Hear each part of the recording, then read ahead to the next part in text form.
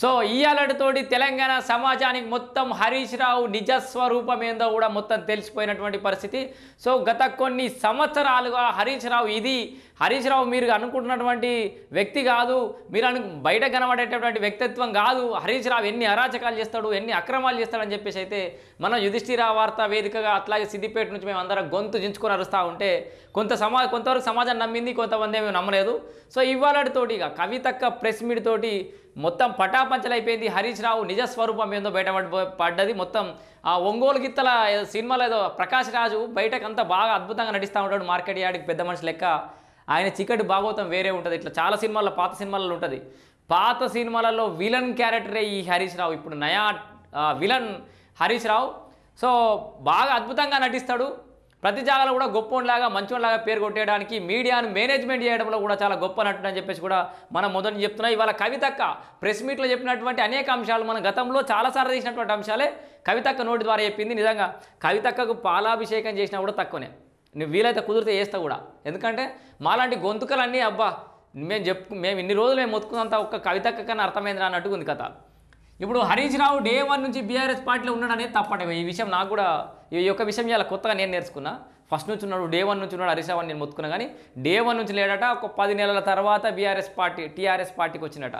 మొదట్లో టీడీపీ నుంచి కేసీఆర్ బయటకు వచ్చే టైంకి మనకి ఇదంతా ఎందుకు తలకాయ నొప్పి, డిప్యూటీ సీఎం పదవి వదులుకునేందుకు ఇదంతా తలకాయ నొప్పి ఎందుకు మనకి అని చెప్పేసి ఏదో ₹1,00,00,000 ప్యాకేజ్ ఏదో తీసుకొని వ్యాపారం చేద్దామన్నట్టుగా కూడా ఇక్కడికి పోయినట్టుగా తెలుస్తుందట.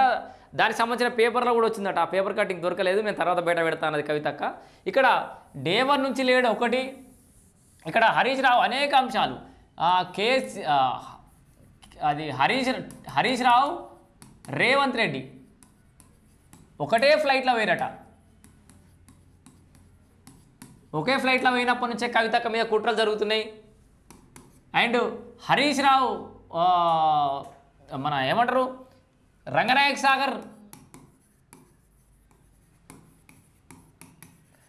సాగర్ భూ కబ్జాకు సంబంధించి ఒకరోజు పేపర్లో వచ్చింది, 2 రోజులు సోషల్ మీడియాలో అలజలైంది. తర్వాత దాన్ని బయటకు రానియలేదు.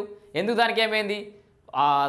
శాసనసభలో కూడా రేవంత్ రెడ్డి ఎంతసేపు కాళేశ్వరం అవినీతి జరిగింది కేసీఆర్ అన్నాడు తప్పితే హరీష్ రావుని ఎందుకు కార్నర్ చేయట్లేదని చెప్పి చెప్పుకొచ్చింది. అండ్ బీఆర్ఎస్ పార్టీ నుంచి లేదా టీఆర్ఎస్ పార్టీ నుంచి ఇప్పటిదాకా బయటకు వచ్చిన వాళ్ళందరూ కూడా కేవలం హరీష్ రావు వల్లనే బయటకు వచ్చారని చెప్పేసింది. ఎవరెవరు?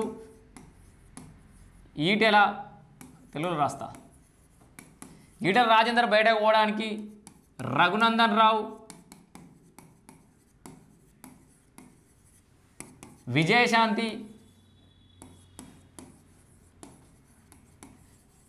జగ్గారెడ్డి,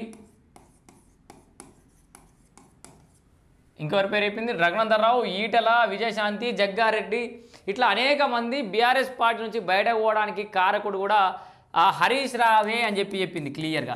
అండ్ గతంలో పార్టీ కింద మీద అయితే మనం వచ్చినప్పుడు వైఎస్ రాజశేఖర్ రెడ్డిని వైఎస్ఆర్ను హరీష్ రావు కలవలేదా అని చెప్పేసి కూడా గుర్తు చేసింది. ఇది ఇప్పటి నుంచి మొదలైంది కాదు, హరీష్ రావు ఎప్పుడో మొదలుపెట్టిన ఇంకో ముఖ్యమైన ఘట్టం చెప్పింది కవితక్క. 2018 ఎన్నికలలో 2018 ఎలక్షన్స్లో 25 మంది ఎమ్మెల్యేలకు సపరేట్గా ఫండ్ ఇచ్చినట్ట హరీష్ రావు కాక. ఈ డబ్బంతా ఎక్కడి నుంచి వచ్చింది? కవితక్క అడుగుడు కాదు, మనం కూడా అడుగుతున్నాం. సో పార్టీ కింద మీద అయితే రిజల్ట్ అడ్డేట్ వస్తే నా ఎంబడి ఎమ్మెల్యేలు ఉండాలని 25 మంది ఎమ్మెల్యేలకు పార్టీ ఫండ్ వచ్చిందే కాకుండా ఈయన సపరేట్గా పైసలు ఇచ్చేచ్చినాడు వాళ్ళందరికీ. ఈ విషయం కూడా బట్టబెట్టాం. మనం చాలాసార్లు చెప్పినాం హరీష్ రావు ఏదో ప్లాన్ చేస్తుండు, ఏదో కింద మీద చేస్తాడు, జిమ్మిక్లు బయట కనబడే వ్యక్తి కాదు అని చెప్పేసి. సో 25 ఎమ్మెల్యేలు కాస్త ఇప్పుడు ఆఖరికి 5 మంది ఎమ్మెల్యేలు కూడా ఆయన చెప్తే పరిస్థితి అయితే లేదు. కానీ సో అట్లా 25 మంది ఎమ్మెల్యేల దాకా చాలామందికి పైసలు ఇచ్చిండు హరీష్ రావు. దుబ్బాకలో ఓడిపోవడానికి కారణం హరీష్ రావు. సో దుబ్బాక కూడా నా పక్క నియోజకవర్గమే, నేను దుబ్బాక నియోజకవర్గ ఓటర్నే. కవితక్క చెప్పింది అక్షరాల సత్యం, 100% సత్యం. బీఆర్ఎస్ కొడుకులు ఇప్పుడు బయట మీడియాలో ఒర్రెటోళ్ళకు కూడా అదే నిజమని ఒప్పుకున్నారు కూడా. అక్కడ ఓడించింది కూడా బీఆర్ఎస్ పార్టీ కార్యకర్తలే. దుబ్బాకలో స్వర్గీయ రామలింగారెడ్డి గారి వైఫ్ నిలబెట్టి అక్కడ ఆమె ఓడగొట్టింది కూడా కారణం అక్కడ హరీష్ రావే అని చెప్పేసి. సో కావాలని ఓడగొట్టడం కాదు, ఈయన చేతగానితనం వల్ల, ఈయన చిల్లర రాజకీయాల వల్ల దుబ్బాకకు రావాల్సిన డబ్బులన్నీ సిద్దిపేటకే కొంటపోయి దుబ్బాకకి ఏం రానియకుండా చేసిండు. మేము ఆయనకే లోట్లేతామని యునానిమస్గా బీఆర్ఎస్ పార్టీ కార్యకర్తలు లీడర్లే అటు రఘునందన్ రావు కోట్లేసినటువంటి పరిస్థితి, అటు దుబ్బాక కానీ హుజురాబాద్ కానీ. సో ఇట్లా అండ్ ఆఖరికి నిజామాబాద్ ఎన్నికలల్లో కూడా అందరి మంది ఎమ్మెల్యేలను మేనేజ్ చేసింది ఈయననే. ఇట్లా కేటీఆర్, కవిత, కేసీఆర్ కలిసి ఉండొద్దు అని చెప్పేసి కుట్రబండి ఇట్లా రకరకాలుగా ప్రయత్నాలు చేసిండు. హరీష్ రావు నీ భాగవతం నాకు తెలియదా, నీ కథ నాకు తెలియదా అని అంటుంది. ఇక్కడ ఒక 2-3 కీలకమైన పాయింట్లు లేవనెత్తింది కల్వకుంట్ల కవిత.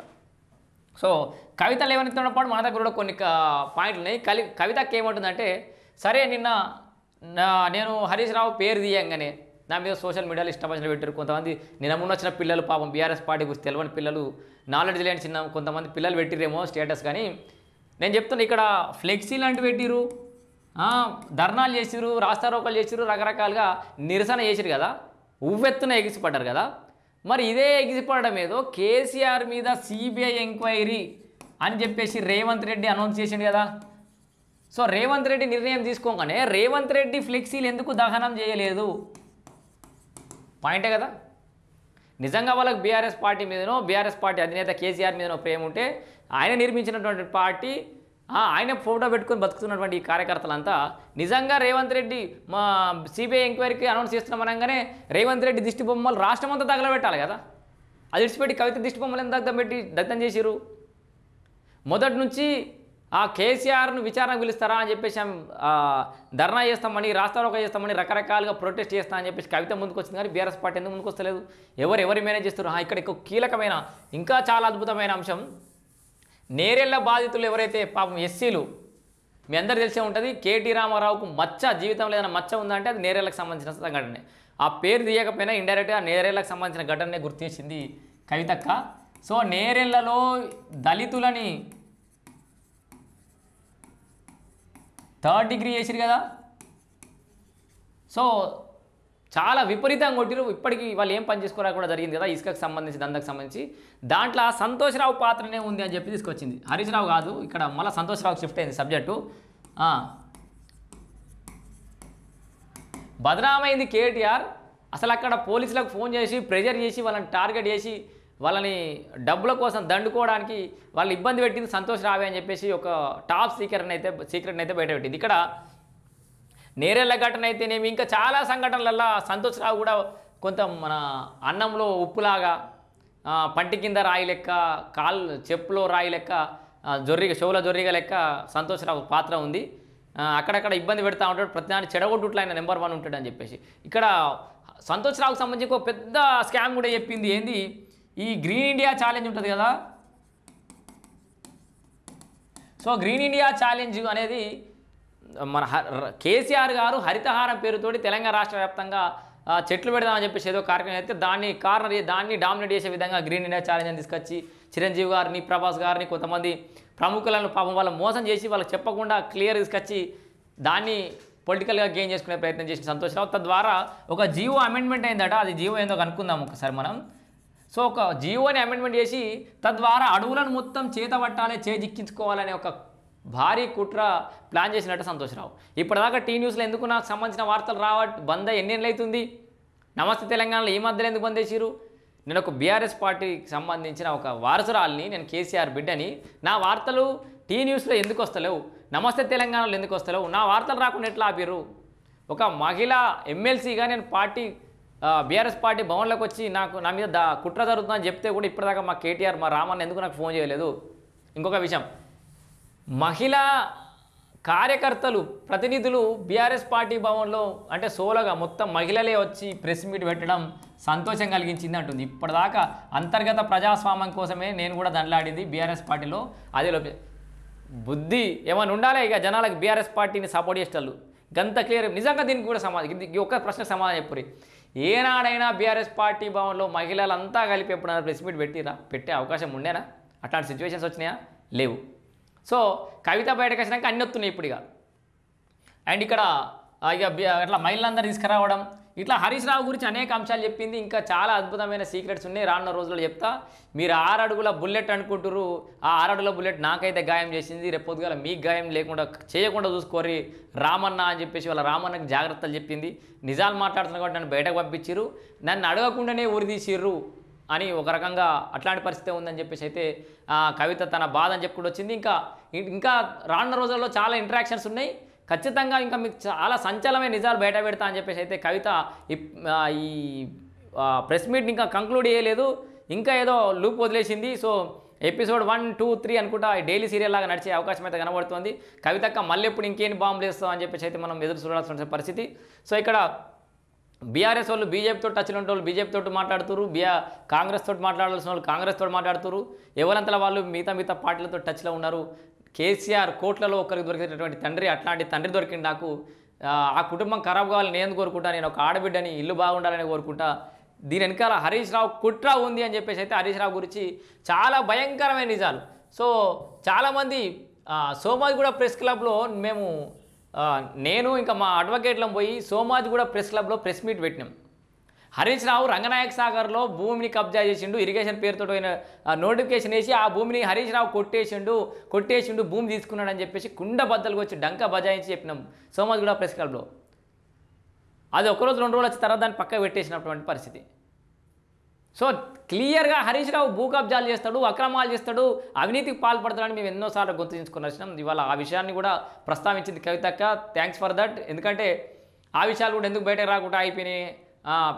రేవంత్ రెడ్డితో ఏం అండర్స్టాండింగ్ ఉందన్నట్టుగానైతే ఆమె మళ్ళీ రేవంత్ రెడ్డికి అయితే లింక్ చేసినప్పటికీ కూడా మొత్తంగా ఏమైంది అనేది ఇప్పుడు కూడా ఒక $1 మిలియన్ ప్రశ్న లాగానే మిగిలిపోయింది. ఆయనకు సంబంధించిన భూ కబ్జాకు సంబంధించిన అంశం కేసు అట్టయిపోయింది. ఎలక్షన్ పిటిషన్, ఆయనకు సంబంధించిన రంగనాయక సాగర్ భూ కబ్జాకు సంబంధించి ఇంకా ఫోన్ ట్యాపింగ్ కేసు, మర్చిపోతున్నా, ఫోన్ ట్యాపింగ్ కేసు అయిపోయింది. ఈయన మీద కేసులన్నీ ఏమవుతున్నాయి అని చెప్పేసి కూడా ప్రశ్నించింది. సో మొత్తంగా మీడియాని మేనేజ్మెంట్ చేయడంలో హరీష్ రావు దిట్ట. రామన్న గా స్కిల్స్ నేర్చుకో, నువ్వు యూట్యూబ్ ఛానల్ మీద పడతావు కానీ ఈయన పెద్ద మెయిన్ స్ట్రీమ్ ఛానల్ అనే డామినేట్ చేస్తాడు, అన్నిటినీ మేనేజ్ చేస్తాడు, అది నేర్చుకో అని చెప్తున్నాడు. మొత్తానికి సిద్దిపేట ప్రజలకు, తెలంగాణ రాష్ట్ర ప్రజలందరికీ కూడా ఒక్కటే చెప్తున్నా, కవిత చెప్పినాయని 100కి 100 పాళ్ళు నిజం. వాళ్ళు ఎంత ఘోరంగా దోచుకున్నారు హరీష్ రావు తెలంగాణను, సిద్దిపేటని ఎంత ఘోరంగా ప్రలోభ పెట్టిండు అనేది మీకు ఈ రకంగా అర్థం కావాలి. ఇంకొకటి సింపుల్ లాజిక్ బై ఇవన్నీ పక్క పెట్టేద్దాం. కానీ ఇప్పటిదాకా విశ్లేషణ చేసినాయి కవితక్కని అన్ని అబద్ధాలు అనుకుందాం. మీరు ఒక లాజిక్ ఆలోచించారా? బీఆర్ఎస్ పార్టీ అవినీతి చేసిందని కాంగ్రెస్ అన్నది, హరీష్ రావు ఏంది అవినీతి చేసిందని కవిత అన్నది. కవిత అవినీతి చేసిందని మళ్ళా టీహెచ్ఆర్ ఫ్యాన్స్. సో ఇక్కడ మీకు ఒక లింక్ మీకు అర్థం కావాలి. ఇక్కడ బీఆర్ఎస్ అవినీతి చేసింది, ఫ్రాడ్ చేసింది, హరీష్ రావు ఫ్రాడ్ చేసిండు. వీళ్ళ లెక్కన టీహెచ్ఆర్ ఫ్యాన్స్ లెక్కల కవిత ఫ్రాడ్ చేసింది. ఇక ఫ్రాడ్ చేయకుండా ఉన్న లెవెల్ బీఆర్ఎస్లా. ఇప్పుడు ఈమె బయటకు రాగానే మీకు సోషల్ మీడియాలో పెట్టిరు కవిత దేవనపల్లి. సో ఇంటి పేరు మార్చుకోవాలి కవితక్క. నువ్వు ఈ 2 ఏళ్ల కాలంలో రేవంత్ రెడ్డితో కలిసి నువ్వు చేసినటువంటి అవినీతిని బయట పెడతాం, అంతకంటే ముందు చేసిన అవినీతిని బయట పెడతాం అని చెప్పేసి కవిత చేసిన అవినీతిని బయట పెడతామని హరీష్ రావు ఫ్యాన్స్ అంటారు. వీళ్ళు ఏంటంటే వాళ్ళే దొరికిపోతారు. సరే అంటే పార్టీ నుంచి ఎవరు బయటకు పోతే వాళ్ళ అవినీతి అప్పుడు బయటకు వస్తుంది అన్నట్టు. ఇటు కవిత అవినీతి చేసింది, మీ పార్టీలోకి వెళ్ళి గతంలో మైనంపల్లి బయటకు పోతే మైనంపల్లి భూ కబ్జాలు చేసినని చెప్తారు, మీ పార్టీలోకి వెళ్ళి ఎవరు పోతే వాళ్ళు భూ కబ్జాలు చేసినంటారు. అప్పటిదాకా మీ పార్టీలో ఉన్నంతసేపు శుద్ధ పూసలు, ఇక కడిగిన ముత్యాలు మీ పార్టీలో ఉంటే బయటకు రాగానే వాళ్ళు భాగవతాలని బయటకు వస్తాయి. అంటే ఎవరిని కాపాడుతారు? మీరు అంత దొంగలని, దోపిడీదారులను కాపాడుతారా మీరంతా? ఇదా మీ పార్టీ చరిత్ర? వాళ్ళే బీఆర్ఎస్లో మేమందరం దొంగలమే అంటిల్ అన్లెస్ మీ బీఆర్ఎస్ పార్టీలో ఉన్నంత వరకు, బయటకు రానంత వరకు. బీఆర్ఎస్ పార్టీలు ఉంటే అందరం మంచోళ్ళం. బీఆర్ఎస్ పార్టీని ధిక్కరించినా, బీఆర్ఎస్ పార్టీని ప్రశ్నించినా, బీఆర్ఎస్ పార్టీ నుంచి బయటకు వచ్చినా అప్పుడు మన భాగవతాలు బయటపడతాయని. అసలు వీళ్ళంతా ఎగురుడు ఫ్లెక్సీలు. బీఆర్ఎస్ పార్టీకి మీరు ఎన్ని రోజులున్నా మీరంతా దాన్ని ఏమంటారు, పనోళ్ళేరా భయ్, నాకు అర్థం కాదు. మీరు పనోళ్ళే. కవిత పార్ట్నర్ బీఆర్ఎస్ పార్టీకి, మీరంతా పనోళ్ళే. ఆనాటి నుంచి మీ పెద్ద సారు అలా బానిస లెక్కన ఉడిగం చేసిరు. మీరు మీ పెద్ద సార్ దగ్గర బానిస లెక్క ఉడిగం చేస్తున్నారు. ఎన్ని రోజులున్నా పనుని తంతే తీసేస్తుడే. 60, 70, 80 ఏళ్ళు ఒక కంపెనీలో పనిచేసినోడు కూడా మొన్న ఏదో ప్రశంసా పత్రం ఇచ్చి పక్క పెట్టారు, కానీ కంపెనీ ఇవ్వలే కదా ఆయనకు. బీఆర్ఎస్ పార్టీలో కూడా హరీష్ రావు పాత్ర గంతనే, మీ కార్యకర్తల పాత్ర గంతనే హరీష్ రావు దగ్గర. ఎన్ని రోజులున్నా పీక్తే పోయేటోడే హరీష్ రావు. అందుకే ఇవన్నీ కుట్రలు పన్నిండు. ఎన్ని రోజులున్నా నేను బీఆర్ఎస్ పార్టీ నా సొంత పార్టీ కాదుగా, నేను ఆ పార్టీలో ఉండలేను అని చెప్పి. ఎన్ని రోజులున్నా కవిత పార్ట్నర్ అవుతుంది ఆ పార్టీలో, కేటీఆర్ పార్ట్నర్ అవుతాడు, కేసీఆర్ ఓనర్ అవుతాడు. వాళ్ళ రాజకీయ వారసత్వాన్ని కానీ వాళ్ళకి సంబంధించిన ఆర్థికపరమైన అంశాల్లో కానీ వారసత్వాన్ని కానీ కవితకు దక్కుతాయి, ఆమెకే చెందుతాయి, మీకేడికలు వస్తాయి. ఇంకా చాలా చేసిండు. ఇక హరీష్ రావు భాగవతం ఇవాళ మొత్తం ఒకటి రోజు మాట్లాడుకుంటే ఒడవది. దాదాపు 2-3 ఏళ్ళ నుంచి మన యుధిష్ఠిర వార్తా వేదికగా దీనికి సంబంధించిన అంశాలు మాట్లాడుతూనే ఉన్నాం, ఇంకా కూడా మాట్లాడతాం. అయిపోయింది. నేను 1,00,000 సార్లు చెప్పిన పాపం బీఆర్ఎస్ పార్టీ ఓడిపోయినప్పుడు సిద్దిపేట చుట్టుపక్కల ఉన్నటువంటి బీఆర్ఎస్ పార్టీ కార్యకర్తలారా, తస్మాత్ జాగ్రత్త, మీరు ఆయన నమ్ముకోకురి, నట్టడం మునగకురి, ఆయననే మునిగిపోబోతుండు, బీఆర్ఎస్ పార్టీలో మీకు భవిష్యత్తు లేదు, ఏదో ఒక పార్టీ చూసుకోరు బిడ్డ అని చెప్పిన నేను మంచిగా. ఇక గదే జరగబోతుంది.